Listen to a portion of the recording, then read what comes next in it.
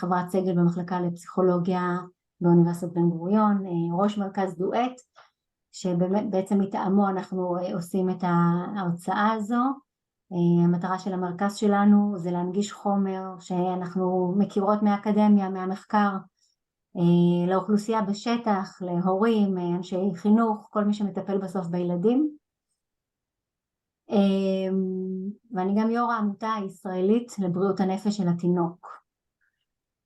אתם תראו, נדבר פה הרבה על נפשו של התינוק וכמה היא חשובה, וכמה אנחנו צריכים להבין אותה, או כדאי שננסה להבין אותה, ואני חושבת שיש פה 69 איש, זה מאוד מאוד מאוד מרגש. זאת אומרת שיש פה הרבה אנשים שנפשו של התינוק, של הילד, חשובה לנו, ובאמת התכנסנו הערב לדבר על זה, ואיך אנחנו יכולים לעזור לילדים שלנו בתקופה המאוד מורכבת הזו. לפני שאני אתחיל אני רק אגיד שיש פה את צליל, רשום דואט סנטר. צליל, תדברי רגע שזה יקפוץ. כן, נעים מאוד, ערב טוב. ולא רואים את זה, אבל בעצם יש לנו את הקו החם, שאנחנו נרשום אותו בצ'אט. אני מבקש ממך שתרשמי בצ'אט עוד מעט את המספר שלו. זה קו חם שאנחנו מפעילים עבור הורים לילדים, בעיקר בגיל הרך, אבל לא רק, שבו אנחנו בעצם קיבצנו כ100 נשות ואנשי מקצוע הכי מומחים בארץ לגיל הרך, שכולם התגייסו לטובת ההורים. ואפשר להתקשר לקו ולהתייעץ באופן אישי, ממש כמו שאחר כך הולכים לאיש מקצוע, להתייעץ שם, ומאוד מאוד כדאי. אני אגיד גם... ואני עוד אומר עוד דבר אחד, זה שההרצאה הזאת בעצם נעשית בשיתוף כמובן עם אוניברסיטת בן גוריון, מעיין קמחי נמצאת פה, לטובת הקהילה של חברי הסגל והסטודנטים באוניברסיטה, כל הסגל. אז תודה ככה ליוזמה של המפגש הזה. אני יודעת שיש פה הרבה אחרים גם כן מחוץ לאוניברסיטה, וחשוב לומר באמת שזה הפלטפורמה שממנה אנחנו מביאים את הדברים. כן, צליל, עוד משהו? צריך להגיד? אוקיי. אז אני רוצה שנייה, רק בשם השם אנוש באמת נעמה, להגיד לך, לצליל, תודה רבה על היוזמה. אני חושבת שבימים האלה זה ממש חשוב ככה כל מידע שנותן קצת יציבות ומשהו שאפשר להאחז בו, אז באמת להודות לכם בשם כולנו על היוזמה המבורכת הזאת, ואני שמחה לראות פה את כולם, ומזכירה שבכל דבר שאתם צריכים אתם מוזמנים לפנות אלינו למשאבי אנוש, וננסה לעזור בכל מה שאפשר. תודה. יופי. אז אני ככה אומר שקודם כל אני בכוונה לא מביאה מצגת פה, אני חשוב לי כן הקשר עין עד כמה שאפשר. אני אודה למי שיכולים לפתוח מצלמות, אני חושבת שזה הרבה יותר נעים לכולנו לראות ככה פרצופים, אם אתם יכולים, יכולות, כי אני יודעת שככה בבית לפעמים זה לא נוח, אבל אם אפשר אני אשמח. אנחנו מתכנסים פה בגלל צו השעה, אנחנו נמצאים בתקופה מאוד מאוד קשה. הדבר העיקרי שהתקופה הזאת, שמאפיין את התקופה הזאת, זה אי ודאות. לא ברור לנו מה קורה, לא ברור לנו לקראת מה אנחנו הולכים, לא ברור לנו כל יום איך הוא נראה. אני אולי צריכה לומר כבר עכשיו אם למישהו יהיה זקה, לא ברור לנו אם יהיה, נכון? ואם למישהו יהיה זקה, אז ככה תעדכנו אותנו בצ'אט אולי שנוכל להיות איתכם, אבל המציאות הרגעית וכמובן גם הטווח הארוך מאוד מאוד לא ודאית. וזו אולי הבעיה העיקרית עבור הילדים שלנו. כי ילדים כדי לגדול הם צריכים ודאות מסוימת. תחשבו, האלף בית שלנו בגידול ילדים זה סדר יום, נכון? זה להכין ילדים לקראת זה שאנחנו משאירים אותם בגן ביום הראשון, או שאנחנו נוסעים לאן שהוא, אנחנו מכינים אותם, תמיד יש איזושהי ודאות, כי מתוך הוודאות ילדים צומחים וגדלים. ולכן מה שקורה לנו עכשיו זה מצב מאוד מאוד מאוד קשה, שבו אנחנו בעצם מגדלים את הילדים שלנו במצב של אי ודאות, אנחנו לא יודעים מה קורה, אז איך נוכל לתת להם ודאות. ואולי הכותרת באמת של ההרצאה היום, שהיא העיקרי, את המטרה שלנו בתקופה הזאת, זה איך נוכל ליצור מצב של ודאות יחסית. אחד הדברים החשובים גם שנדע, זה שיש לנו את היכולת במידה מסוימת להגן על הילדים שלנו. כי הילדים, איך הם חווים את המציאות? ככל שהם קטנים יותר, הם חווים את המציאות דרכנו. ככל שהם גדלים יותר, הם מתפכחים, אפשר לומר, ומבינים שההורים הם לא כל יכול, הם לא יודעים הכל, פתאום יש עוד מקורות מידע נוספים שמתווספים, אבל עדיין ההורים נשארים הדמויות העיקריות שדרכם הילדים מבינים את המציאות. יש מחקר מאוד מאוד יפה שאני אוהבת להתחיל איתו, כי הוא נותן לנו ככה בצורה נורא יפה הבנה של איך ילדים משתמשים בהורים שלהם כדי להבין את המציאות. אז יש מחקר שנעשה בשנות ה-60, קוראים לזה The Visual Cliff, הצוק הוויזואלי, חוקר בשם גיבסון עשה אותו, ואולי ככה זה מוכר לכם, מי שלא אתם מוזמנים להיכנס אחר כך לאינטרנט ולחפש, יש סרטונים של זה. בעצם נותנים לתינוקות בני 9 חודשים לזחול, והם זוחלים על לוח פלסטיק כזה שקוף, ומתחת יש מין משבצות כאלה שיוצרות תעתוע עיניים, ממש תעתוע ויזואלי של עומק, אז זה נראה שיש עומק. אז הם מתחילים לזחול ואז מתחיל התעתוע, עדיין המשטח הוא ישר, אבל זה נראה שעכשיו יש משהו עמוק. תינוק בן 9 חודשים שמתחיל לזחול, אז יש לו כבר מה שנקרא פחד מגובה, זה ממש פחד הישרדותי, חשוב. אז הם נעצרים שם התינוקות, כי הם מרגישים שזה משטח, אז אולי זה בטוח, זה משטח יציב, אבל זה נראה לא. זאת אומרת שיש מצב עמום, לא ברור. ואז האמא עומדת מהצד השני. חלק מהתינוקות אמרו לאמא לחייך, לחלק אמרו לאמא להביע אמוציה של כעס, לחלק אמרו להביע אמוציה של פחד ולחלק של עצב. תינוקות מגיעים לנקודה הזו, העמומה, הלא ברורה, ואז קורה הדבר החשוב ביותר. הם מסתכלים על האמא, כי אמא היא מקור המידע. אם אמא מחייכת, רוב התינוקות חוצים את הלוח, ממשיכים אל אמא. אם אמא כועסת, או מראה אמוציה של פחד, או רוב התינוקות נעצרים במקום, או אפילו חוזרים אחורה. ואם אמא מראה אמוציה של עצב, חלק מהתינוקות חוצים וחלק נשארים במקום או חוזרים אחורה. הניסוי היפהפה הזה לימד אותנו שהתינוקות בעצם מסתכלים על ההורה, ומה שהם רואים על הפנים של ההורה נותן להם מידע על המציאות. אם אמא מחייכת, זה אומר, אנחנו נכנסים לראש של התינוק לפי ההתנהגות שלו, זה אומר שכנראה הכל בסדר ואפשר לחצות. אם אמא מראה את הפחד או את הכעס, התינוק מבין שלא, זה מסוכן. ועצב זה גם אמוציה נורא מעניינת, חלק עברו וחלק לא. למה? כי עצב היא אמוציה לא רלוונטית לסיטואציה הזאת, היא לא עוזרת לתינוק לקבל החלטה.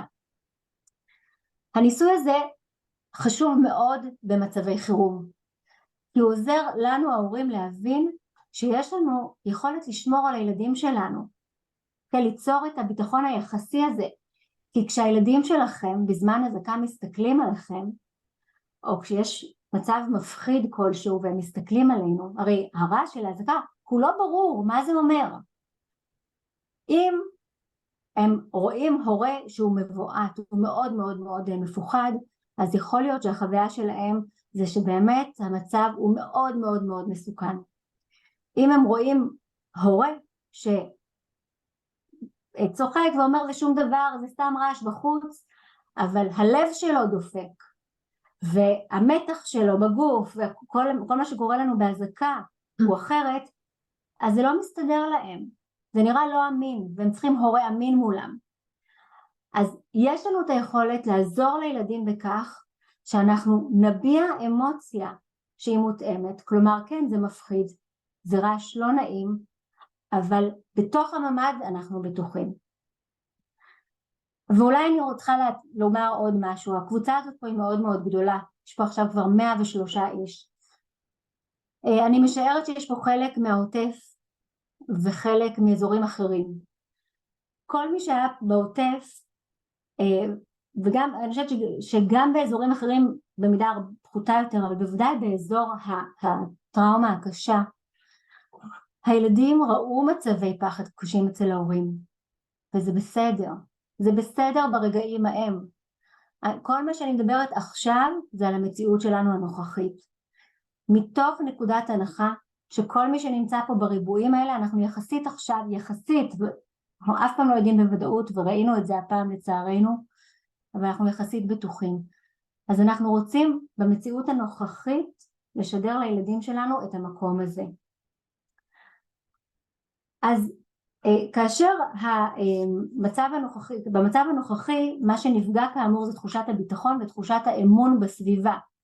זה נפגע אצלנו, ובמידה מסוימת זה נפגע לילדים, ולכן אלה הם שני דברים שאנחנו רוצים להעביר להם, שני דברים עיקריים. איך אנחנו יוצרים ביטחון, איפה אנחנו בטוחים, והאמון. ופה נכנס הנושא הנורא חשוב של עד כמה ילדים יכולים להאמין בנו.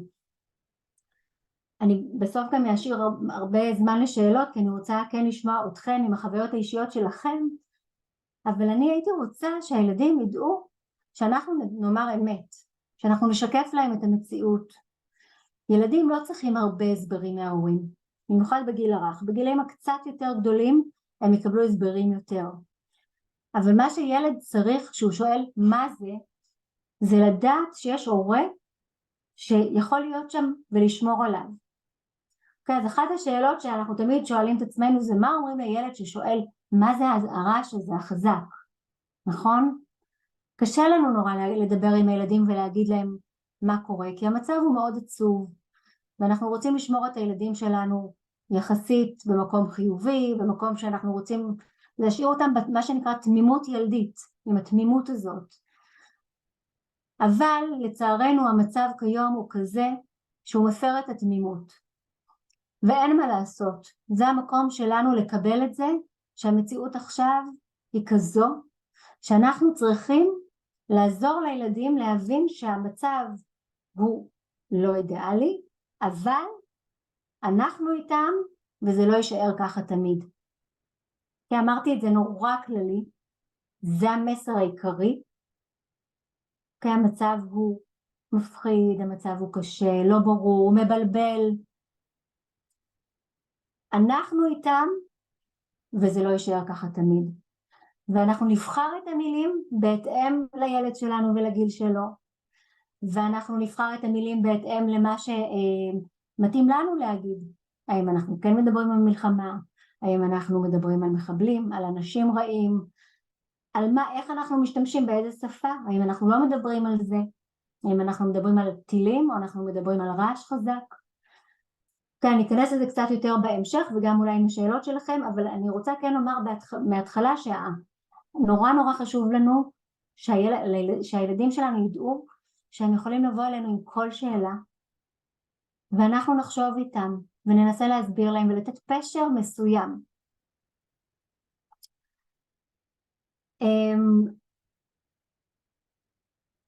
אני משערת ששמעתם הרבה פעמים על חשיבות השגרה בתקופה הזאת. שגרה זה ביטחון, זה מסגרת. זו הסיבה העיקרית שאנחנו רוצים שגרה לילדים. כי כשהילד יודע מתי הוא קם, מתי יש ארוחת בוקר, מתי יש פעילות של בחוץ או פעילות של בית ומתי הולכים לישון, דברים בסיסיים, זה נותן איזשהו ארגון. שגרה זה ארגון. ואז זה מפנה כוחות של הילד לעסוק בדברים אחרים. גם לנו נורא חשוב לדעת את זה. ולכן גם אם אנחנו מוצאים את עצמנו עם הילדים בבית וכבר לא ברור לנו, אני תוהה אם קורה לכם מה שקורה לי, שאני אומרת רגע איזה יום היום? קורה לכם? פתאום זה יום שני, זה יום שלישי. כי כל האורגנים שלנו, הלוז המלא שלנו פתאום התרוקן או התרוקן חלקית.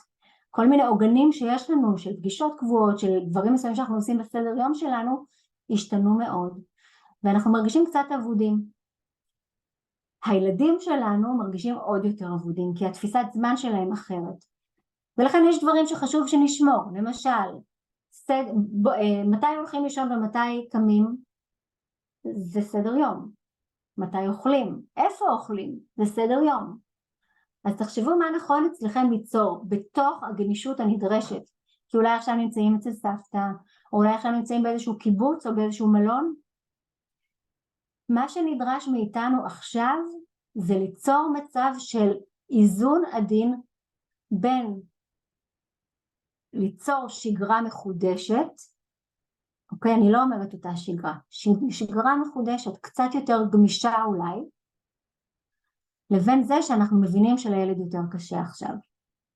אוקיי, אז מצד אחד אנחנו רוצים לתקף את החוויה של הילד, שזה נורא מבלבל, ואולי יותר קשה עכשיו ללכת לישון בתקופה הזאת, כי אנחנו בבית אחר, או כי יש יותר פחדים, ולצד כל החוויות האלה, גם חשוב נורא ליצור את אותה מסגרת ששומרת, החדשה. אני מוצאת את עצמי נמצאת בכל מיני מקומות, עכשיו עם הארגון החדש, במיוחד של המשפחות שהגיעו מהעוטף, באמת במצבים לא פשוטים, אני לא יודעת אם חלקכם משם, או יצא לכם לראות, יש מצב קצת מאוד מבלבל, כי החוויה הרגשית היא מאוד קשה, ונמצאים בבתי מלון, בדרך כלל אנחנו נמצאים בבית מלון שכיף, בחופש, ולא רק בבית מלון, אלא יש מלא ממתקים ומלא עוגות, כל המדינה מרעיפה באמת את האהבה ואת התמיכה, וזה נורא מבלבל. אז שבוע ראשון, שבועיים ראשונים, כולנו היינו בתוך הכאוס, הסחרחורת, ההלם, כל השלבים הראשונים של האירועים הקשים, ועכשיו זה הזמן לעצור ולנשום קצת, גם בבית האישי, גם במקומות האלה, ולהחזיר איזושהי שליטה על ההורות. אוקיי, אבל עם גמישות מסוימת, כי המצב קצת שונה, או הרבה שונה. אבל כן, תרשו לעצמכם ליצור את הסדר יום החדש, לא בהכרח הילד מסכן אז עכשיו הכל אפשרי, כי זה לא לטובתו. ומצד שני, לא להיות עם הנוקשות של פעם ב8 הלכנו לישון, אז עכשיו חייבים ללכת לישון ב8, אם כל המציאות השתנתה. כן, זה האיזונים האלה שאני רוצה ככה שתנסו לחשוב אותם. אגב, השאלות, לקראת הסוף אני אכנס אליהם ואני אשיב. עוד דבר מאוד מאוד מאוד חשוב שעוזר לבריאות הנפשית של הילדים זה משחק.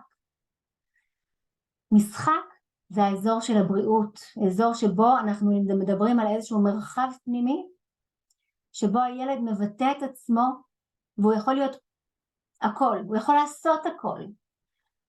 והמציאות יכולה להיות כל מציאות שהוא בורא, שהוא ממציא. והדבר הטוב ביותר לילדים שלנו עכשיו, זה שנהיה איתם במשחק. בוודאי הילדים הקטנים, וגם הילדים הגדולים, אם הם משחקים במשחקי מחשב, או כל משחק אחר, להצטרף מדי פעם, לשאול, אם אני יכולה להצטרף, את יכולה ללמד אותי, להראות לי מה את עושה, יש משהו בלהיות במרחב המשחקי ביחד, שהוא נורא נורא נורא מחזק את הילדים, ויוצר איזושהי מוסיף, תחשבו על זה שזה מוסיף להם עוד כמו גלולת כוח ואנרגיה, להתמודד עם המציאות המורכבת שלנו עכשיו. אז משחקים כמה שהם יותר פיזיים, יותר טוב. אנחנו רוצים פעילות גופנית, שתפיג את הסטרס, לשים מוזיקה ולרקוד, זה נפלא, גם אם אנחנו משתתפים זה גם לנו טוב, כל הדברים האלה טובים לנו, יש לנו אזורים ילדיים בתוכנו שזה טוב שהם יבואו לידי ביטוי תמיד, ובוודאי בתקופות סטרס. משחקים כמו מחבואים ותופסת, משחקים שתדעו לכם שדור אחרי דור אחרי דור הם נשארים פה ולא סתם. מחבואים, תחשבו על המשחק המקסים הזה, אנחנו נעלמים אחד לשני ומוצאים את עצמנו. תחשבו מה זה לילדים הקטנים, למה זה כל כך אושר גדול כזה? כי החוויה הזאת של למצוא אחד את השני ולהתחבק לרגע, או לצהול באכזבה או בשמחה, זה האזורים האלה של הביטחון. נעלמנו ונפגשנו, זה מתרגל לנו את תחושת הביטחון שאפשר להתרחק, ואז יש ודאות מסוימת שגם ניפגש. אז עכשיו בלחץ הנוכחי, בפחדים שיש להרבה ילדים, זה מחזק. גם תופסת, זה משחק ככה דומה, מאוד מאוד כדאי, וכמובן כל המשחקים שקשורים בנשימה. בכלל, תבדקו עם עצמכם כמה אתם נושמים. האם הנשימה היא שטוחה? האם אתם כן עוצרים לקחת נשימות עמוקות קצת במשך היום? כי אנחנו בכזה סטרס, בכזה עוצמות רגשיות, ואנחנו לפעמים שוכחים, זה הופך להיות, אנחנו בנשימה שטחית, וזה מאוד מאוד מעייף, וגם מקשה על התמודדות עם לחץ. אז זה אנחנו, והילדים זה הזמן לבועות הסבון, ממש, כל הבועות סבון, כל התרגילי נשימה, נשיפה, למנפח בלונים, תהיו הכי יצירתיים, מה שיגרום להם באמת לנשום ולהכניס הרבה חמצן לגוף ולהירגע.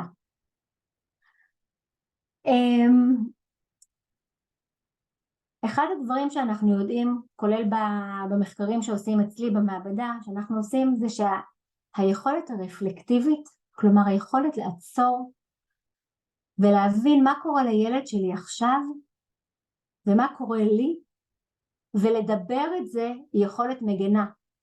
אוקיי, אז אני כל הזמן רוצה להדגיש פה שאנחנו נמצאים במצב שאין לנו שליטה בו, מצב עצוב מאוד וקשה מאוד, אבל יש לנו יכולת להגן במידה רבה על הנפש של הילדים שלנו. אז אם יש רעש חזק עכשיו ונבהלנו שנינו, ואני לוקחת את הילד שלי ואנחנו רוצים לממד ואנחנו יושבים שם,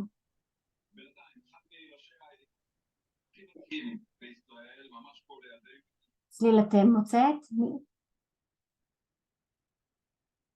אוקיי. תפתחי אצלך נעמה. אוקיי, סליחה. אז אם יש את הרעש החזק, נכנסנו לממד, אנחנו יושבים שם, זה הזמן להביא את המעטפת המילולית המגינה. המקום שלה להגיד מה שאתם רואים שקורה לילד שלכם או לילדה שלכם. אם זה אני רואה שנבעלת, או אני רואה שהרעש הזה לא נעים לך. אוקיי, אנחנו מכירים את הילדים שלנו. או אז אם הילד שלי עכשיו כועס על זה שהוא באמצע תוכנית טלוויזיה או באמצע משחק והוא כמעט ניצח ועכשיו הוא יפסיד בגלל זה, אתם יודעים, הדברים הקטנים. אז אני יכולה להתייחס לזה שאתה מתעצבן עכשיו כי באמצע המשחק זה באמת מעצבן שההזקה עכשיו הגיעה. אני רואה אותך, זה מה שאני אומרת לו. אוקיי, וגם אני זה מעצבן אותי כשזה מפריע לי באמצע, או גם אני פוחדת כשאני שומעת הרעש החזק, זה מאוד לא נעים לי. אז לשקף את זה, לשקף, אלה המילים שנותנות בעצם חוויה שאומרת אני רואה מה קורה לך. לפעמים הילדים נכנסים, ילדים קטנים, ואנחנו רואים רעידות, או אנחנו רואים ילדים שמרטיבים במקלט או בממד. אז זה יעזור שכמובן נחבק ונטפל בהם, וגם נסביר להם שהרעש הזה גורם לגוף לפחד, ולכן הפיפי יוצא, אוקיי? או לכן יש את הרעידות האלה. ואז אנחנו יכולים לחשוב מה אפשר לעשות. אפשר לחשוב על זה שאפשר לחבק חזק אם זה רעידות, או אם זה הפיפי אז אולי נשים את הסיר בתוך הממד, או פשוט נחליף את הטיטול או את התחתונים, מה שזה לא יהיה. אז הפשר, המילים האלה מאוד עוזרות, ולפעמים לא ברגע האמת, כי גם אנחנו לא תמיד בתפקוד מלא, הרבה פעמים לא ברגעים האלה, למרות שיש לנו 10 דקות שם בפנים, או 5, תלוי איפה נמצאים, לא, 10 דקות לכולם, נכון? אני חושבת שזה הנחיה, כן.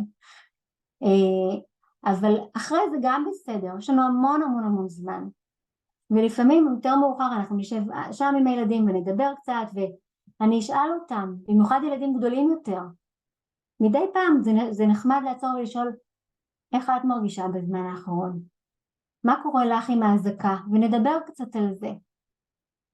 סך הכל זה הופך להיות חלק מהשגרה שלנו, וככל שהילדים מבינים שאני מזמינה אותם לדבר על זה, אז הם גם ידברו איתי על זה. נרמול זה נורא חשוב. כל ההתנהגויות שתיארתי, כל התנהגויות החרדה השונות, למשל ילדים שלא רוצים ללכת עכשיו לישון, שזה הקלאסי, או מתעוררים הרבה בלילה, או סיוטים בלילה, או ילדים שלא רוצים ללכת לשירותים לבד, או לא רוצים ללכת לחברים פתאום, או בוכים הרבה. אנחנו רוצים לנרמל את זה, כי הרי לנו ברור, למי שלא ברור אז אני אומר את זה, שאלה הן התנהגויות שהן נורמטיביות למצב הלא נורמלי שבו אנחנו כרגע נמצאים. התנהגויות נורמטיביות זה אומר שהגוף שלנו מביע את החרדה. חרדה זה אמוציה ששומרת עלינו, היא עוצרת את הכל והיא אומרת המצב מסוכן, אני צריכה להישמר, והגוף מראה את זה בכל מיני צורות. אוקיי? אז ההצמדות להורה למשל, או התעוררות בלילה, זה כי צריך את הקרבה להורה יותר. אז אנחנו צריכים להבין את זה קודם כל בעצמנו, וזה המקום ככה להיות יותר סובלניים עם הילדים, אבל גם להסביר להם. אני חושבת שאנחנו צריכים לדבר הרבה עם הילדים שלנו בהתאם לגיל. כי אם אני מסבירה לילדה שלי שלא רוצה ללכת עכשיו לחברה שלה, ואני אומרת לה, את יודעת, אני חושבת שאולי בגלל התקופה שיש לנו עכשיו עם האזעקות, זה יותר מפחיד עכשיו, זה קצת יותר מפחיד, אז את פוחדת להתרחק, ויכול להיות שבגלל זה את פחות רוצה ללכת.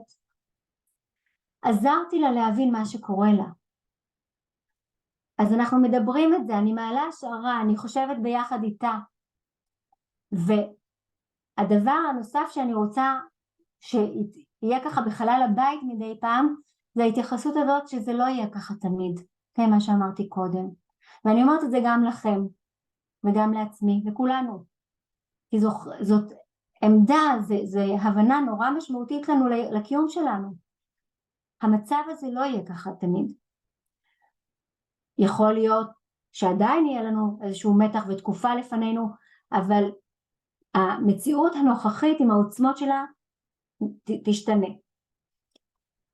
אז אני לא מבטיחה שום דבר, כי אנחנו לא יודעים כלום, אבל אנחנו כן רוצים להגיד לילדים שזה ישתנה, וזה מרגיע.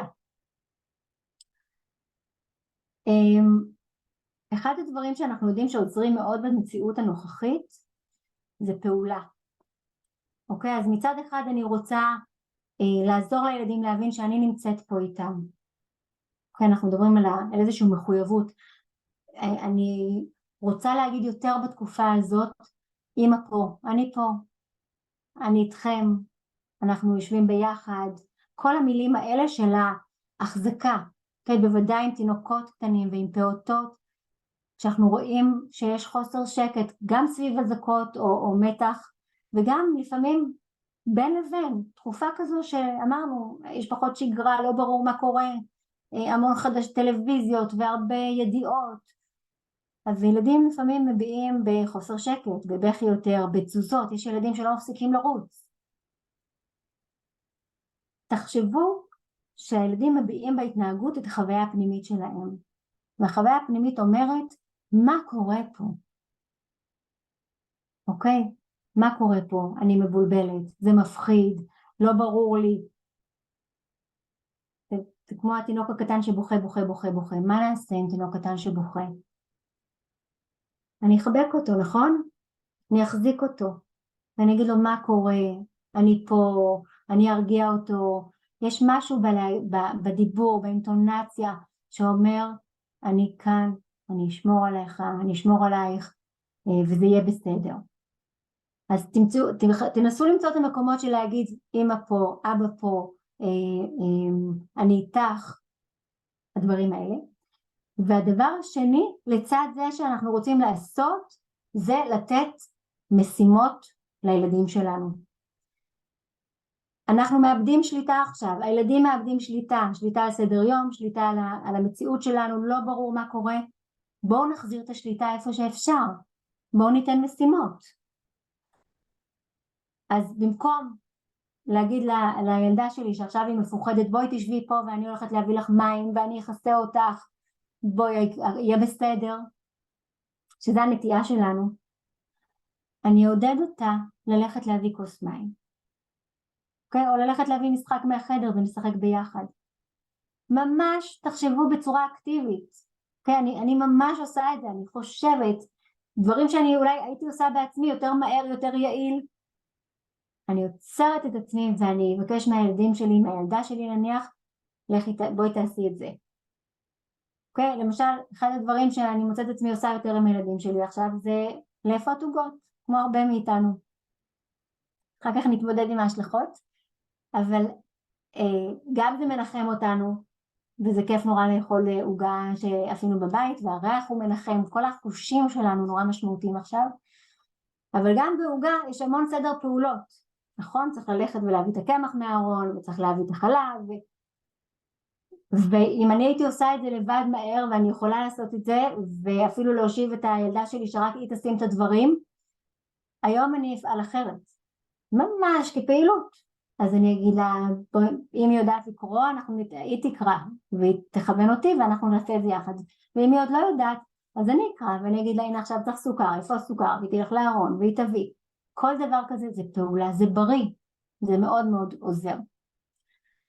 וגם לעצמנו אני אומרת, אנחנו צריכים, אני רואה פה רק נשים עם מצלמות, אבל אני משערת שיש גברים גם, הנה יש, אנחנו צריכים למצוא בעצם פעולות לעצמנו, לעשות דברים, להכריח את עצמנו, לקום, לפעול, כמובן יש את הטיפול בילדים, אבל גם עוד דברים.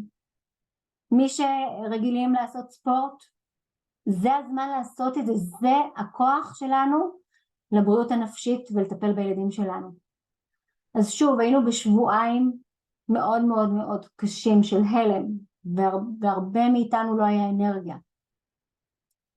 אנחנו עוד לא יודעים לקראת מה הולכים, זה הלוואי וזה היה מאחורינו כבר, אנחנו עוד נעשה שיחות גם כאלה של אחרי, אבל יש הבנה שלנו שזה כנראה הולכת להיות עוד תקופה כזו.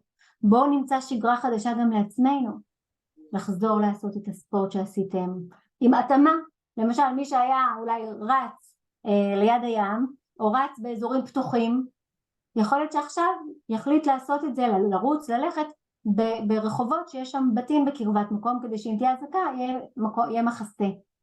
זו בדיוק ההתאמה לצד איזושהי שגרה בריאה. אז תחשבו איזה פעולות אתם עושים כדי לשמור על עצמכם, למצוא זמן לשתות קפה עם חברה וכן הלאה וכן הלאה, איך ממלאים את המקומות האלה ויוצרים פעולות שמחזקים את השליטה המסוימת שלנו.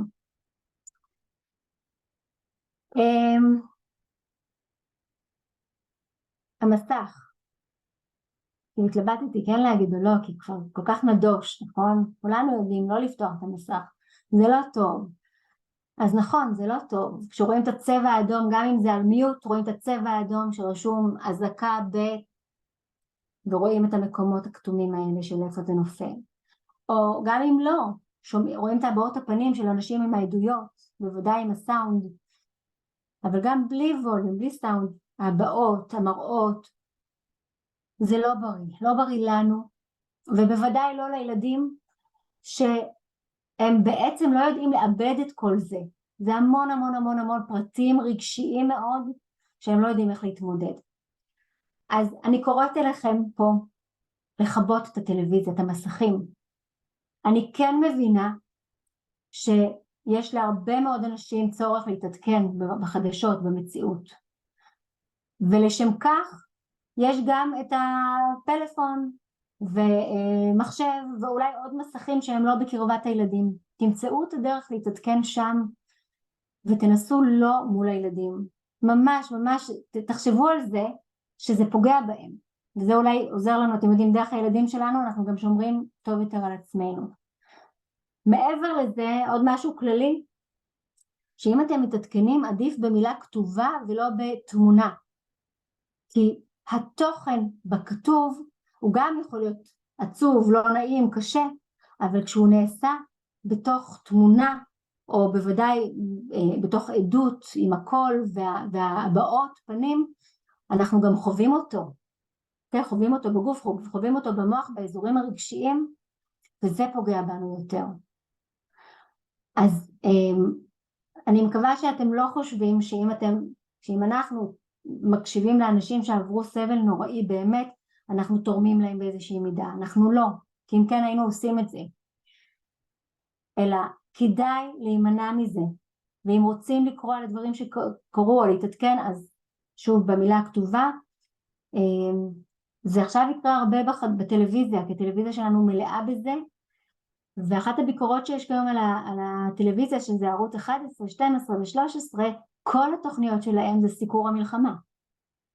אין דרך לצאת מזה למשהו אחר, כי אנחנו באמת במקום קשה, אבל יש לנו אפשרות לבחור אחרת. אז זה משהו שאנחנו צריכים להחליט עליו.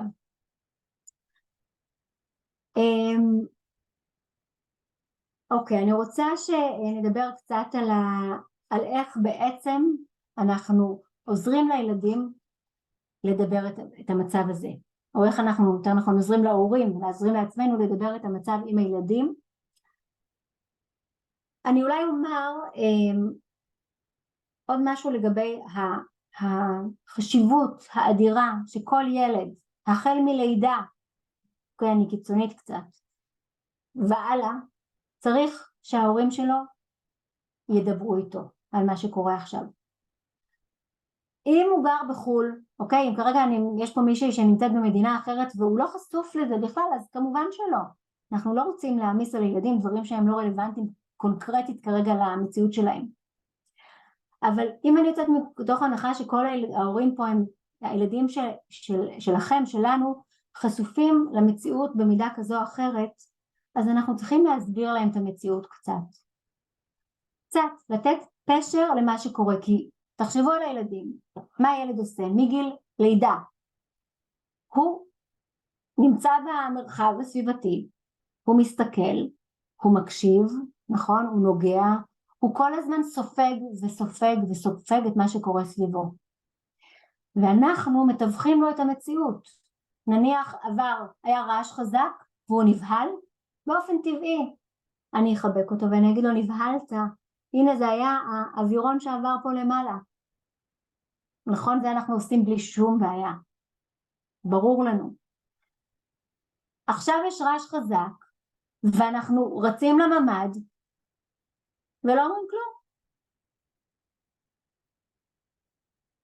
אתם מבינים שאנחנו משאירים אותו עם החוויה, בלי שום הסבר, בלי שום יכולת לאבד את זה, בלי שום תיווך. ואז אנחנו משאירים אותו באמת לבד עם התחושות האלה, מה שכולנו לא רוצים לעשות. אז לתינוקות, ואני אומרת את זה כי תסתכלו על התינוקות הקטנים, תלוי כמה ההורה לחוץ, או כמה הרעש חזק, כן? כי לפעמים ההורה לא מאוד לחוץ ומתפקד בצורה נהדרת, עניינית ורגועה יחסית, אבל הרעש מאוד חזק, וזה רעש באמת באמת באמת מפחיד, וגם רעש שיוצר ככה תחושה של איום ראשוני, חזק. אז אנחנו רואים את התינוקות עם העיניים הפקוחות, תסתכלו על התינוקות שלכם, אם הם נראה שהם נבלו ואתם מכירים אותם, דברו אליהם, זה הזמן לכל הרך, הם לא צריכים להבין שום דבר על המציאות שלנו הביטחונית, אבל על זה אנחנו מחבקים אותם, המגע פה מאוד מאוד חשוב, מחבקים אותם ומדברים איתם על זה שזה רעש חזק וזה לא נעים וזה קצת מפחיד, או זה הרבה מפחיד, ואנחנו פה ביחד, ועוד מעט נצא מפה. מה שתרצו להגיד, זה לא משנה מה, העיקר האינטונציה הזאת שמארסלת ושנותנת תחושת ביטחון. כשאנחנו מדברים על פעוטות, והייתה שאלה פה אני חושבת על גילאי 2, אנחנו מדברים בעיקר על החושים שלהם. שוב, הם עדיין לא מבינים שום דבר בהיבטים האלה והם לא צריכים להבין, אבל על זה שזה רעש חזק, וזה מפחיד או שזה לא נעים,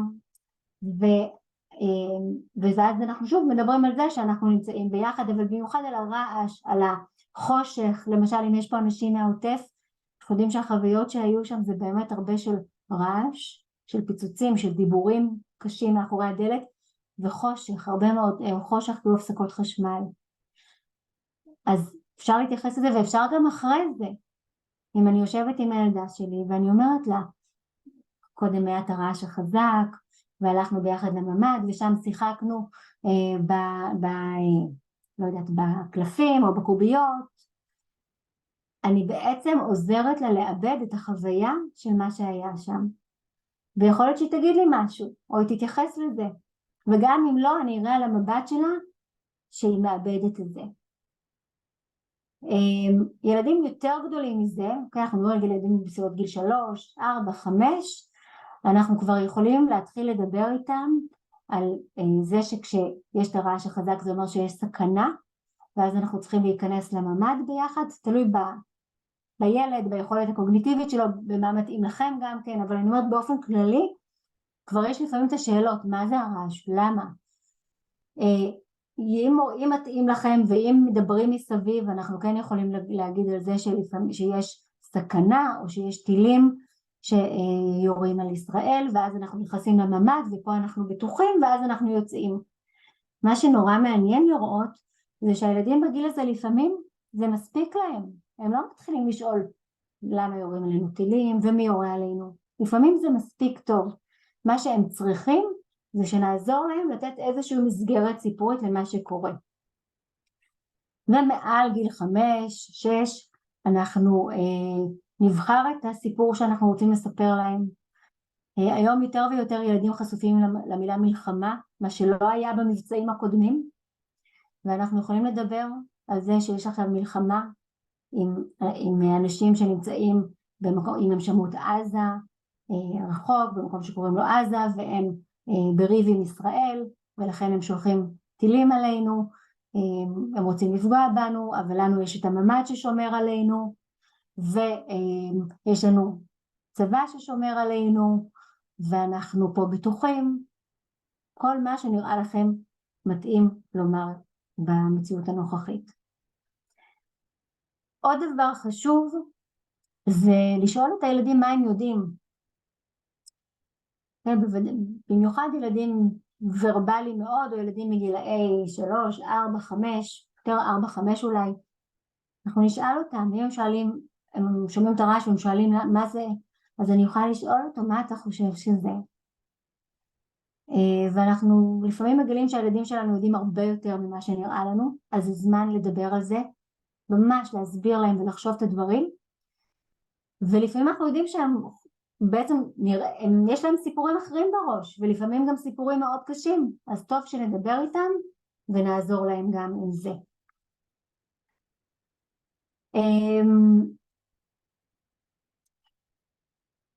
כשאנחנו בונים את הסיפור מול הילדים שלנו, ששוב הסיפור, הרעיון שלו זה לקחת מילים שבעצם מחזיקות את המציאות. קוראים מלא דברים, ואני אימא שעליי אפשר לסמוך, כי אימא שומרת, ואימא בדרך כלל מסבירה ומתווכת את המציאות, מסבירה לילד שלי מה קורה. אני רוצה לתת לכם עוד מסגרת שעוזרת להסביר מה קורה. דבר ראשון, אנחנו נדבר על הדברים היותר התנהגותיים או קונקרטיים, יותר תיאוריים. למשל, היה רעש ורצנו לממד. אוקיי? קודם היה רעש ורצנו לממד, זה התנהגותי, נכון? ובממד ישבנו ביחד, ואז אני אדבר על איך זה מרגיש בגוף. אוקיי? אז קודם כל מה קרה, ואז ובגוף זה הרגיש קצת מפחיד, או לא היה נעים, אוקיי? או כעס, אני ראיתי שכעסת, משהו פה שמדבר על החוויה הפנימית, על מה שנקרא, אנחנו קוראים לזה סימפטומים, או הביטוי ההתנהגותי בגוף, וכמו שאמרנו זה לא יהיה ככה תמיד, התקווה. אז יש לנו פה כמו משולש כזה, שעוזר לנו לארגן את הסיפור שאני מספרת לילד שלי. מה קרה, איך זה הרגיש לי, וההמשך. אני רוצה ככה לקראת סיום ולפתוח לשאלות שפה נמשיך קצת, לדבר עלינו ההורים. אתם יודעים שכדי שילד יגדל טוב הוא צריך הורים, הרבה סבלנות והרבה כוח, כדי לעשות את כל העבודה הקשה הזאת שתיארתי, ועוד במצב של חירום, שזה אומר שגם אנחנו לא במיטבנו. ולכן אחת השאלות שאנחנו צריכים לשאול את עצמנו זה איזה משאבים יש לנו שממלאים אותנו בימים האלה. אני יודעת מקולגות, חברות ובאמת הרבה נשים שנמצאות סביבי, במיוחד עם ילדים קטנים, הילדים שלי כבר קצת גדלו אז המציאות היא אחרת, אבל הילדים הקטנים שעכשיו עם הזומים, הפעלת הזומים, העבודה תוך כדי זה, האזעקות בתוך זה, המילואים של הבני זוג, רק צריך את וונדר וומן שתביא את הגלימה שלה ותגיד אפשר לעשות את הכל בצורה הכי מצוינת. זה אתגר מאוד גדול, מאוד. והרבה מההורים דואגים קודם כל לילדים שלהם, כי הילדים באמת הם צריכים אותנו, אבל אי אפשר יהיה לדאוג לילדים לאורך זמן, ואנחנו צריכים פה הרבה זמן, בלי שנדאג קודם לעצמנו. אז זו באמת אמירה חשובה ולא קלישאה. אתם יודעים, מדברים על המסכה קודם כל להורה ואז לילד. זה איזשהו דימוי כזה שמשתמשים בו הרבה מאוד. אבל לא סתם, כי באמת הדימוי הזה עוזר לנו מאוד להבין שאנחנו צריכים לחשוב על עצמנו לא כפריבילגיה, אלא כבסיס עבור ילדינו, ממש הבסיס. אז אני רוצה שרגע תחשבו עם עצמכם, מה ממלא אתכם במהלך היום, כדי שתוכלו להמשיך עם הילדים שלכם, להיות סובלניות, לתווך להם את המציאות, לעשות את כל מה שצריך. ואגב, לא אמרתי שלצערנו הילדים לא חוסכים לנו את השגרה גם, כן? הייתה שגרה לפני המלחמה של ילדים שרבים אחד עם השני, שלא רוצים לעשות את דברים, שיש כל מיני אתגרים שיש לילדים בלי קשר, ילדים רגישים מדי, ילדים עם קשיים בביסות כאלה ואחרים, עם התמודדויות שונות. המציאות הנוכחית יושבת על כל זה. אז מה עוזר לכם, תחשבו, כדי בסופו של דבר להתמלא? זה נורא נורא משמעותי שתאתרו, שתתבוננו בעצמכם, ותנסו לחשוב איזה דבר עוזר לכם, וממש לסמן לכם, זו המטרה שלכם, החל ממחר בבוקר, אלא אם כן אתם כבר עושות את זה, עושים את זה, ולחל ממחר בבוקר לדאוג לעשות את זה. ובראש מורם להגיד אני צריכה את זה כדי להיות אמא טובה יותר או כדי להיות אבא טוב יותר, אני צריך את זה. ויש לנו כל מיני צורות של התמודדות של מילוי המשאבים שלנו.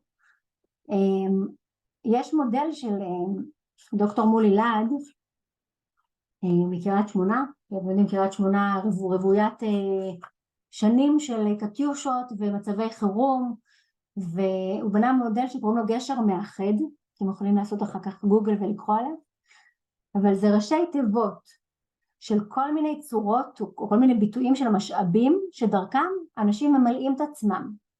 נורא נורא משמעותי לזהות מה נכון עבורי. אז הגימל זה גוף, וככה תוך כדי זה שאני אפרוט את זה, תחשבו מה נכון עבורכם. יש אנשים שמה שממלא אותם זה הגוף. למשל אמרתי ריצה, הליכה, מקלחת טובה, שזה משהו של הגוף, אכילה, בכי, נפרוק את זה בבכי, כל מה שקשור בגוף ממלא. יש אנשים, אמרנו גשר זה שין, אז זה סין שכל, לחשוב את הדברים, להגיד לעצמי, טוב, אם אני אתארגן בצורה כזאת וכזאת, אז אני אצליח יותר טוב לעשות מה שאני עכשיו אמורה לעשות, או להסביר לעצמי למה עכשיו אני כל כך כועסת, ואז זה עוזר לי בעצם להפחית את המצב הזה. כל מי שחושב את הדברים מאוד, מסביר לעצמו אותם. גשר, ריש, רגש. ויש אנשים שהביטוי הרגשי עוזר להם. להתחבר לתחושות, לרגשות שלהם. שם הם מבטאים את זה. מם, זה משפחה. יש אנשים שלהיות עם המשפחה זה עוזר, לחבק את הילדים שלי עכשיו. להיות עם מישהו ככה קרוב אליי בתוך המשפחה, ממלא אותי, או להיות ביחד עם המשפחה. א' זה אמונה, מי שעוזר לו להתפלל, להאמין בערכי המדינה למשל, זה גם ערכים, בערכי הצבא, בערכים, כל ערך שיש לנו, אז כשאני מאמינה בדברים האלה זה אולי עוזר לי. ח' וחברה, אנשים שמה שעוזר להם זה להיות עם חברים, זה מה שמרגיע אותם, מבסס אותם. וד' זה דמיון, דמיון זה מאוד מאוד יפה, מי שמצליח, דמיון הוא כוח שיש לנו תמיד, אז יש אנשים שעוזר להם לחשוב, וואי, על החופשה שתהיה לנו, עד הקיץ זה יעבור, ואנחנו ניסע כל המשפחה, ויהיה משהו ככה מאוד רגוע, או להיזכר בדברים שהיו לנו. אז כל מיני משאבים וכל מיני צורות. תחשבו מה עוזר לכם, ותנסו ככה להתחבר לזה, כי זה באמת ממלא אותנו. לסיום, אני אשאל אתכם את השאלה, מי רואה אתכם בימים האלה? כי כל אחד צריך מישהו שיראה אותו.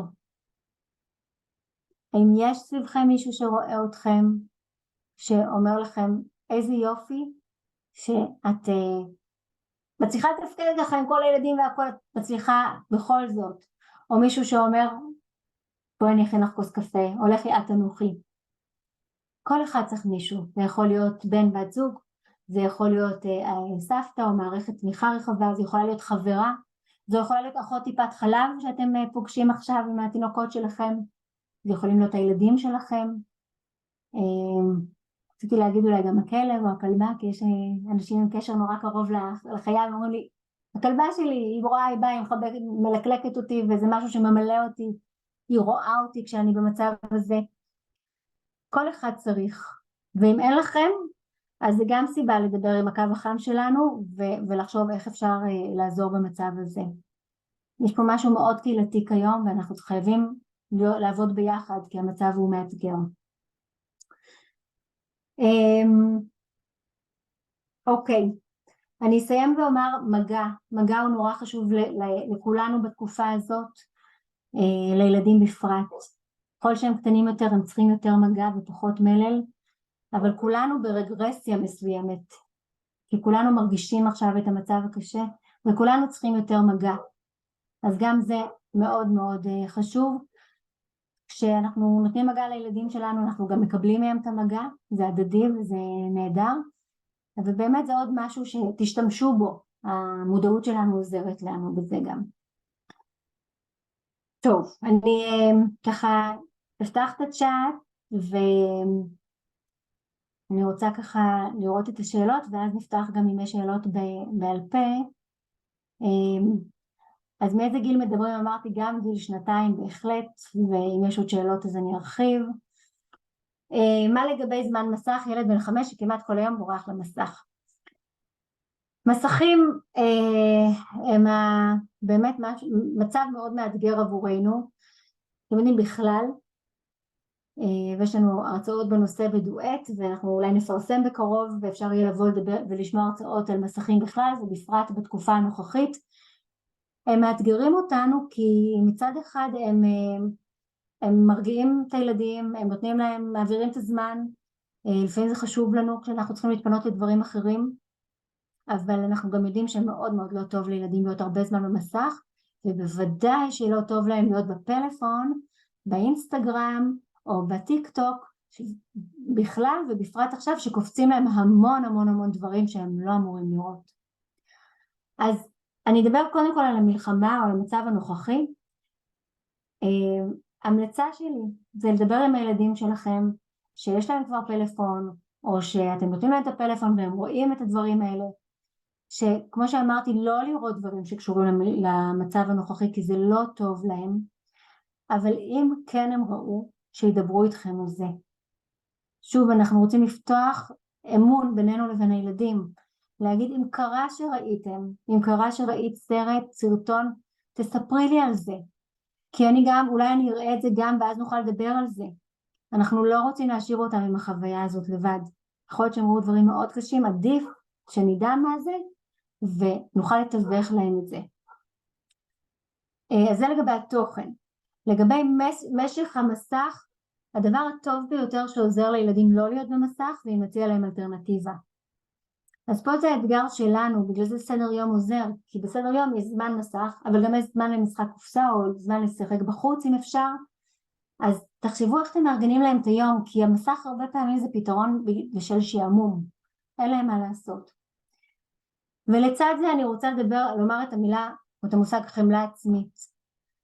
פה בקורונה, גם פה, הילדים רואים הרבה יותר מסך מבדרך כלל, כי לפעמים אין מה לעשות, וזה בסדר, אני כן רוצה להגיד את זה. זה בסדר, גם מהמקום הזה של להאשים את עצמנו שאני אימא נוראית או אני אבא נוראי, כי הילד שלי נמצא במסך הרבה, הוא לא טוב, זו תקופה יוצאת דופן עכשיו. אז אנחנו לא רוצים שהילדים יהיו כל הזמן על המסך כי זה פוגע בהם, אבל יותר מבדרך כלל זה יכול לקרות ותקלו עם עצמכם, זה לא יהיה ככה לתמיד, כמו שאני אומרת לילדים, אז גם פה, ועוזר מאוד לילדים גם כשאני מסבירה את זה, כי אם אתם אומרים לילדים שלכם, בזמן הזה אתה רואה עכשיו יותר מסך בגלל התקופה, בגלל שאני צריכה לעבוד ואתה בבית, אבל זה לא יהיה ככה תמיד, כשתחזור לגן או בקרוב, אנחנו חוזרים שוב פעם להרגלים שלנו. אוקיי? כמו שאם הילד עכשיו ישן במיטה של ההורים, או יש הרגלים אחרים שמשתנים, גם אפשר להגיד, עכשיו בתקופה הזאת, יש יותר בלבול, יש משהו שונה, יש יותר אזעקות, אז אנחנו קצת מתנהגים אחרת בבית. אחר כך זה יחזור. אנחנו אומרים את זה להם וגם לעצמנו, מרגיעים גם את עצמנו קצת בדרך, שזה גם חשוב. אז אפשר לתת מסך, אבל שוב, לא כדאי יותר מדי, תמצאו את האיזונים, ואלטרנטיבה משחקית או פעילות אלטרנטיבית עוזרת, הכי טוב לצרף אותם למטלות הבית בצורה משחקית ונעימה. אז יש פה עוד שאלה. אני אעזור לך אולי, אני אתמצת לך. שואל או שואלת ליאור, משפחה שהתארחו, משפחה מתל אביב שהתארחה בעוטף וחולצה רק בראשון בערב, וכמה משמח שחולצתם ואתם פה. בת 4 שביומיים האלה הצליחו למנוע ממנה את החשיפה לחדשות, ואמרו שאסור לצאת החוצה, וככה שאלה קצת. הם חזרו בעצם לביתם, חזרתם לביתכם בתל אביב, ובעצם איזשהו מצב של חוסר שגרה, שאתם משתפים שבעצם לילדה אין כל כך מושג מה קורה, אתם לא משתפים אותה באופן ישיר, לא במילים, מלחמה והזעקה, ובעצם ממה שאני מבינה, השאלה היא בעצם איך לתווך, ואם בכלל, והאם כתבתם פה האם לתווך את זה משום מקום, או האם רק כאשר היא נקלעת לאיזושהי סיטואציה, כמו הזעקה, אם במידה והיא תיקלה, או חברים שיגידו, רק אז לתווך. אז אני חושבת שזו שאלה על עיתוי של התיווך, ואופן התיווך. אוקיי, אז קודם כל באמת נשמע שזו חוויה מאוד מאוד מאוד קשה, מאוד. בעצם מה שאני מבינה, הייתם בתוך כל האירועים המאוד מפחידים ומאוד מלחיצים, ואני משערת שהיא נחשפה לכך, נכון? כן, כי הייתם בתוך המציאות שם. מה שאנחנו יודעים שכל הילדים שהיו שם חוו את הפחד האמיתי, את הלחץ, את החוסר ודאות, את השאלות הגדולות של איפה הצבא, איפה שומרים עלינו, פחד אמיתי קיומי. אני לא יודעת באיזה מידה חוויתם את זה, אבל בטוח שהיא הרגישה את זה. אחד הדברים שכדאי זה כן לדבר איתה על זה, ואגב ליאור, אם תרצה או תרצי אחר כך גם לחשוב ממש על המילים, אז שוב אפשר להתקשר לקו החם וממש נבנה ביחד מה אפשר לומר פה, אבל אני אגיד את זה גם כללי בשביל כולם. כשאנחנו יודעים שילד היה במציאות, אנחנו רוצים לדבר איתו את המציאות. כי אמרה לי אמא בעוטף, שאלתי אותה, דיברתי עם הילדה על מה שהיה?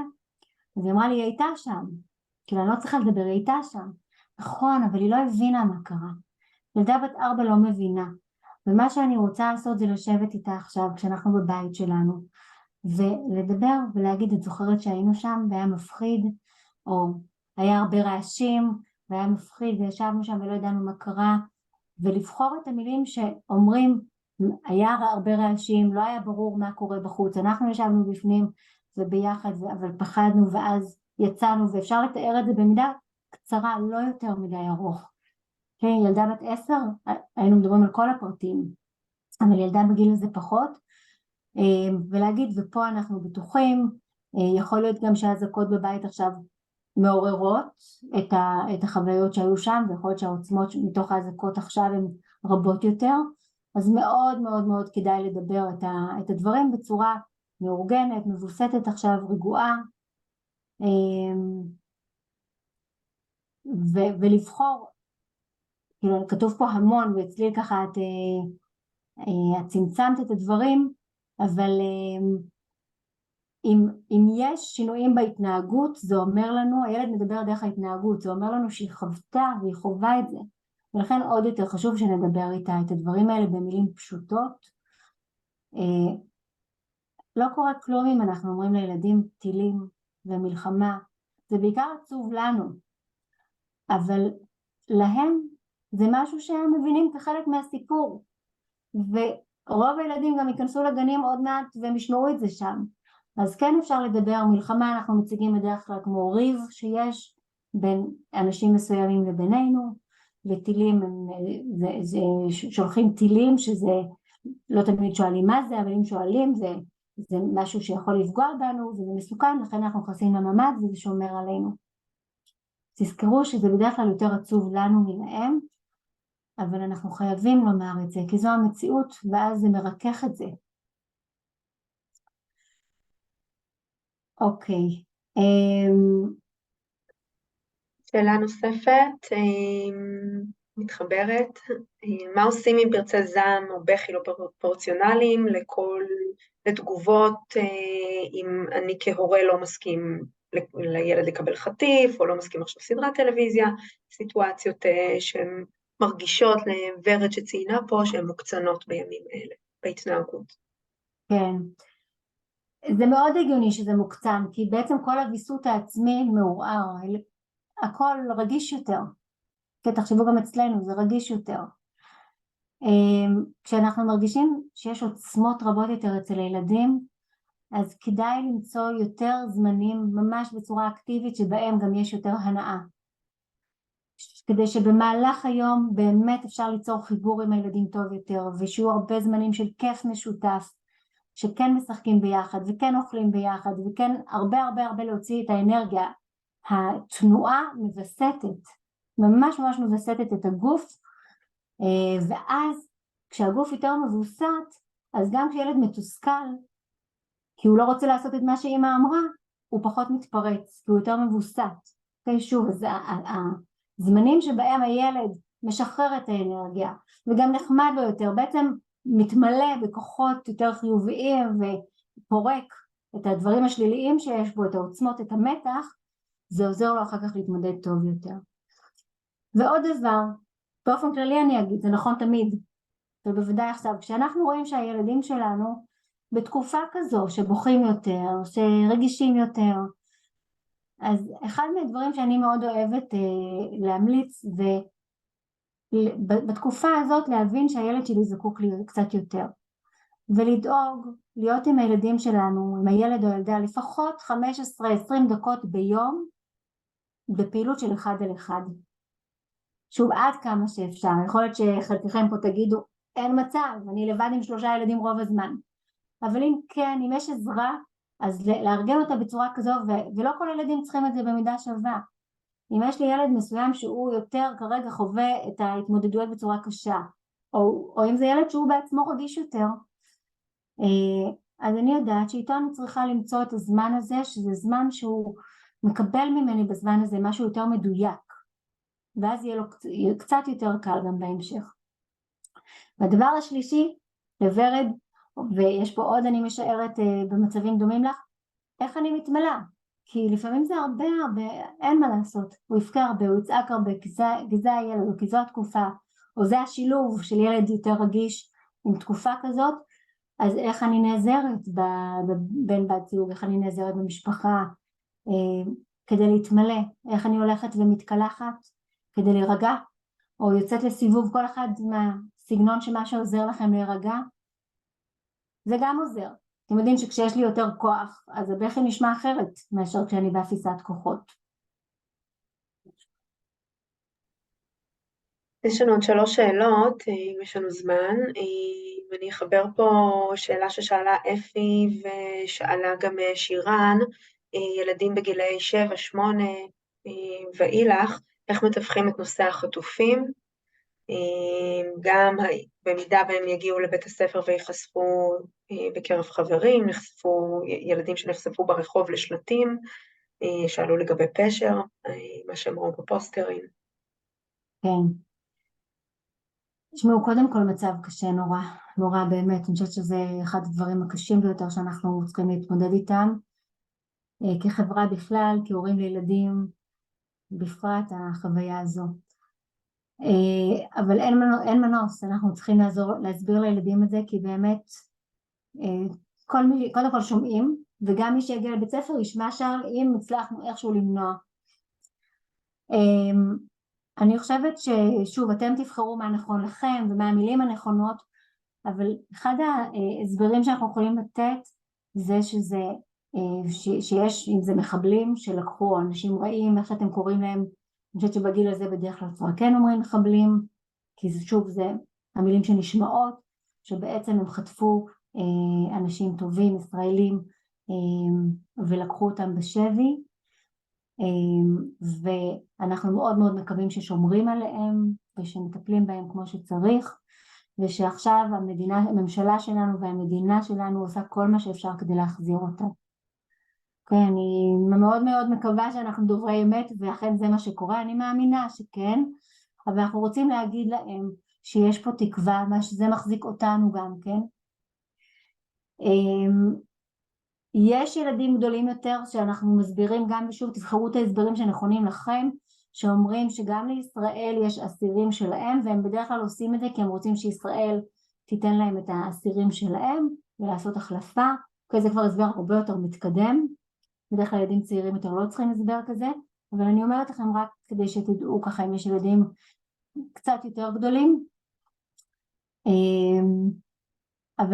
אבל זה ההסבר ככה באופן כללי, לומר שבאמת אנשים רעים או מחבלים לקחו אותם, ואנחנו ממש מקווים שמטפלים בהם כמו שצריך, ושהם יחזרו הביתה בקרוב.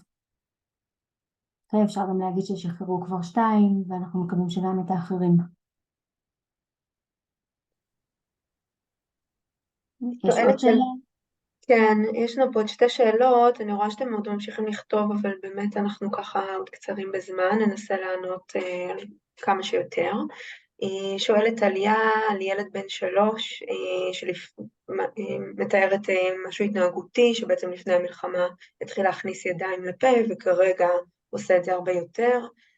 את מציינת שהאבא במילואים, אתם לא גרים בבית, גרים אצל סבא וסבתא כי פינו את היישוב, ומצד שני, הילד לא מראה פחד, חושב שהאזעקה מגניבה, ובעצם שואלת מה הוא מספר לנו בהתנהגות שלו. כבר השאלה היא שאלה חשובה מאוד, כי את מתבוננת, את מנסה להגיד מה הוא אומר בהתנהגות שלו, וזה אחד המשפטים הכי משמעותיים לנו כהורים, לנסות להבין מה הילד אומר בהתנהגות.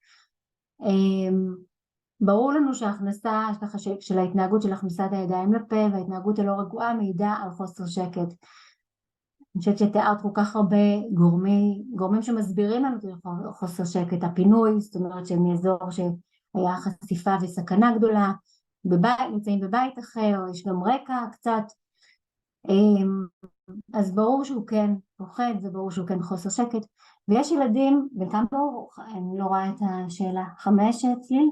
3, ובנוסף מדובר גם שאלה לילד בן 5 גמול שבורח לו, וזה גם איזושהי תגובה התנהגותית. אוקיי, אבל באמת הילד בן 3 גם יש גם צחוק בהזקה, שזה כאילו כיף, זה היפוך תגובה. כשמשהו מפחיד אותי, זה בטוח מעורר אותי, והעוררות הזאת היא לא נעימה, אבל אם אני אגיד שזה צחוק, אולי זה ישמור עליי. אז לפעמים אנחנו צריכים להקשיב לדברים שהם מעבר. אני לא אתעמת עם הילד ואגיד, לא, זה מפחיד אותך. אבל אני כן חושבת שיש את הזמנים שבהם, כשרגוע יותר, אני יכולה לדבר ולהגיד, קודם הייתה אזעקה, וזה היה מאוד לא נעים בגוף, ובאוזניים זה רעש חזק, תשתמשו בחושים, כי זה הופך את זה למשהו שאפשר לדבר אותו בעוד צורות. וזה גם קצת האזור המרחב הזה שבו אפשר לעסוק בנושא מבלי לדבר אותו בדיוק. אז זה באוזניים ככה רעש חזק, וזה תמיד מפריע באמצע דברים, ואני יכולה לדבר על עצמי, שאותי זה, הרעש החזק תמיד מבהיל אותי ככה, עד שאני מבינה שזה אזעקה, ואז אנחנו רוצים לממד, ואני נרגעת בתוך הממד. אני בעצם מתקפת את הרגש הזה, ונותנת לגיטימציה להגיד אני פוחדת. כן, בתור אימא, אני לא אגיד אני מתה מפחד, אני אגיד הרעש הזה מפחיד אותי, הוא מפחיד אותי קצת. כן, אנחנו בתור הורים מבסטים את הרגש מול הילדים, עד כמה שאפשר, אבל אני רוצה להגיד, להשתמש במילה פחד, זה להשתמש במילה, לדבר על זה שזה מבהיל, לומר שזה מבהיל אותי למשל, כדי לתת לגיטימציה. יש מצבים, לפעמים הורים, לפעמים גננות, לפעמים סבא וסבתא, שרוצים לגרום לילד להרגיש, כאילו שלא יהיה מסכן עם ההזקה, ואז יש רעש ואתם אומרים, זה כיף, רעש, שמח, שזה כאילו מבלבל מאוד מאוד, שוב, מכוונות טובות, ואז לפעמים יש ילדים שגם מתבלבלים מזה. אז תהיו אמיתיים, ובתוך הממד יכול להיות גם נורא כיף, זה גם בסדר, ויש ילדים שמאוד אוהבים את זה, כי כל המשפחה נמצאת ביחד, גם לא רוצים לצאת משם אחר כך ולהמשיך לשחק, זה נהדר, אבל אנחנו צריכים להכיר בכך ולהביא את המילים לבית, כדי שהילד יוכל לדבר אותם יותר. דיברת על רגרסיה, ילדים שחוזרים להרטיב, זה תגובה נורמטיבית למצב הנוכחי. זה תגובה, הגוף מביע את הפחד שלו. אז שוב, להגיד לילד, זה בגלל שעכשיו אנחנו במקום אחר, במציאות אחרת, עם הרעש, כל אחד בהתאם למה שקורה לכם, ולהגיד, הגוף מגיב לזה, ועוד מעט הכל יירגע, או כשדברים יירגעו, אז עוד פעם הפיפי, אתה תצליח לעשות פיפי רק באסלה, ואפשר לפעמים להחזיר, תלוי בגיל של הילד ובמציאות, אבל אפשר להחזיר את הטיטול אם הוא קטן, או אפשר להחזיר את מה שנקרא, אני קוראת לזה תחתוני טיטול, אם מרגישים שבאמת יש כל לילה פיפי, כדי שזה יהיה קצת יותר נעים. אנחנו לפעמים אומרים שהתחתונים האלה ישמרו על השינה שלנו, כדי שהפיפי לא יעיר אותנו, ואחרי שנחזור הביתה, אם אתם לא בבית, או אחרי שיגמרו האזעקות, אז שוב פעם ניפרד מהתחתונים האלה ונחזור לתחתונים רגילים. זה לא נורא לחזור לטיטול או לתחתוני לילה כאלה. לסיום, נעמה, מבקשת שרית, אם תוכלי לחזור על מה שאמרת בתחילת ההרצאה, מה אומרים, מה כדאי לומר לילדים בכניסה לממ"ד, מה כדאי, זה מפחיד, מבלבל, אנחנו פה איתכם, לא תמיד יהיה כך. שאלת שרית מה הכוונה בלא תמיד יהיה כך, אז רק נעמה לחדד שהמצב הנוכחי. כן, אז הכוונה היא שאם אנחנו רואים שהילד שלנו פוחד מאוד, ואנחנו רוצים לתת את התקווה, אז אנחנו אומרים, הרעש חזק הזה, או האזעקה באמת מבהילה, והנה אנחנו יושבים פה בממ"ד, אנחנו מקווים שבקרוב המצב כבר יירגע, וזה לא יימשך ככה, או אם הילד שלנו רואה אותנו למשל המון בפלאפון, מוטרדים, או בוכים, אני לא יודעת, יש פה קבוצה גדולה, אני משוכנעת לצערי הרב בגלל גודל באמת הטרגדיה שאנחנו נמצאים בתוכה, שיש פה כמה וכמה מכם שחוו אובדנים קרובים, ואין מה לעשות, הבכי והצער והכאב מאוד גדולים. אם הם רואים את אמא או את אבא בוכים, אז אפשר להסביר למה זה, אפשר להגיד, אתה יודע, אני יותר עצובה בזמן האחרון בגלל המצב הזה והזה, אבל זה לא יהיה תמיד ככה. עוד כמה זמן אני אחזור להיות אמא שמחייכת ועושה הרבה דברים עם יותר כוח. ילדים לפעמים צריכים לשמוע את זה קצת יותר מאיתנו, אז זה הכוונה, וזה לא תמיד יהיה ככה. אני רואה ששמתם פה את הטלפון של הקו החם. אני כן מרגישה צורך, בגלל שלפעמים הרצאות כאלה מעוררות עוד שאלות, להזמין אתכם כן להתקשר לקו הזה. שוב, יש שם פסיכולוגיות, פסיכיאטריות, עובדות סוציאליות, כולם מומחים בעבודה עם ילדים בגיל הרך וגם גילאים גדולים יותר, יש גם כמה גברים אבל לרוב נשים, ששם ממש עצרו את הכל כדי להשיב לקו, להשיב לכם. אז אם יש משהו שאתם רוצים כן להיכנס קצת יותר ולשאול דברים נורמטיביים ופשוטים, להתלבט, או דברים יותר מורכבים, אתם ממש מוזמנים לעשות את זה. תודה רבה, חשוב לי להגיד לכולכם שזה נורא משמעותי שאתם פה, וזה עוד חלק, עוד דוגמה לזה שאנחנו עושים מה שאנחנו יכולים כהורים, כדי באמת לתת לילדים שלנו את המרב, במיוחד בתקופה כזו. אז אני רואה אתכם, למרות שאני רואה הרבה שמות בלי פרצוף, אבל אני רוצה כן את ההכרה הזאת, כי היא נורא משמעותית גם כן. תודה.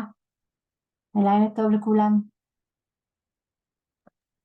תודה רבה. כל הכבוד, תודה. טוב, תודה רבה. תודה רבה. לילה טוב. תודה רבה, לילה טוב. תודה רבה, נעמה.